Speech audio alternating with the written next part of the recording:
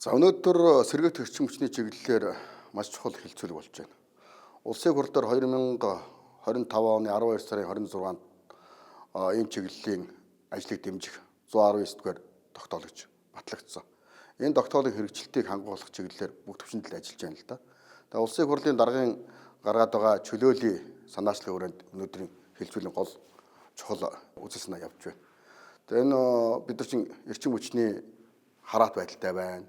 Эрчим хүчийнхаа их үүсвэрийг нэмэгдүүлээ, тог тасардгүй бай, тогны хязгаарт бай гэж ярьдаг.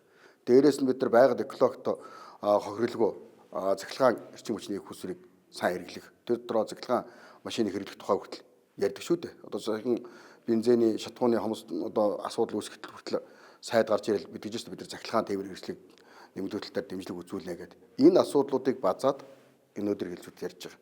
Айл өрхүүд эрчим хүчний асуудлыг байгалийн сэргээгдэх эрчим хүч нар цахилгаан одоо бусад байдлаар одоо газ бусад байдлаар шийдэх болцоог бүрдүүлж өгөхөөр ажиллаж эхэлчихсэн.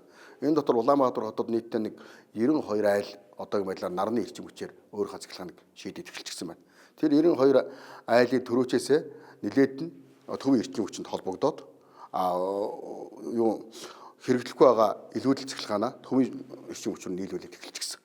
Нэг айл хоногт дунджаар нэг 1000-аас 3000 төгрөгийг төвийн шугам нийлүүлдэг. Өөрөөр хэлбэл сарда 50,000 төгрөгийн орлогыг олох юм уу? Өөрийнхөө эрчим хүчийн хэрэглээс асуулт болцоо бүрдэж ийн гэсэн үг. Ингэснээр нөгөө энэ гэрээ юм хийгдсэн байж байна. Ингэснээр айлууд эрчим хүч хэрэглэгчээс гадна эрчим хүч үйлдвэрч болоод явж байгаа. Ийм сайн талууд байна. Энд байсан хүн зуртлыг чөлөөлчихсөн. Энэ сайн том алхам. Хоёр дахь нь Монгол улсад нийтдээ нэг 1500 орчим тээвэр хэрэгсэл байна. Энэ тээвэр хэрэгсэлд эзлэх цахилгаан хайбрид тээвэр хэрэгслийн тоо бага байгаад байна. Үүнийг нэмэгдүүлье.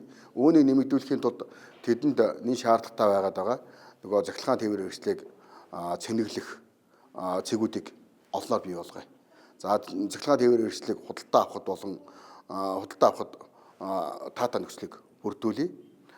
Мөн одоо энэ засвар үйлчлэгийг нэмэгдүүлье. Энд орж байгаа төр хувийн хвшлийн оролцоог сайжруулах гэдэг асуудлууд яригдчих. Энэ форумын үр дүнд бол одоо шүдэр тушаа болоод байгаа олон хууль тогтоомлуудыг бид нэр өөрчлөлт оруулах. Шинээр одоо түнд одоо нийцүүлсэн жормуудыг гаргах. Нөгөө их хурлын дарга яриад байгаа шүдэр тушаа болж байгаа хүн сурталчилаад байгаа тэр тег саадуудыг чөлөөлж өгөх гэдгээр маш том ач холбогдолтой болж өгч байгаа ийм форум болж байгаа.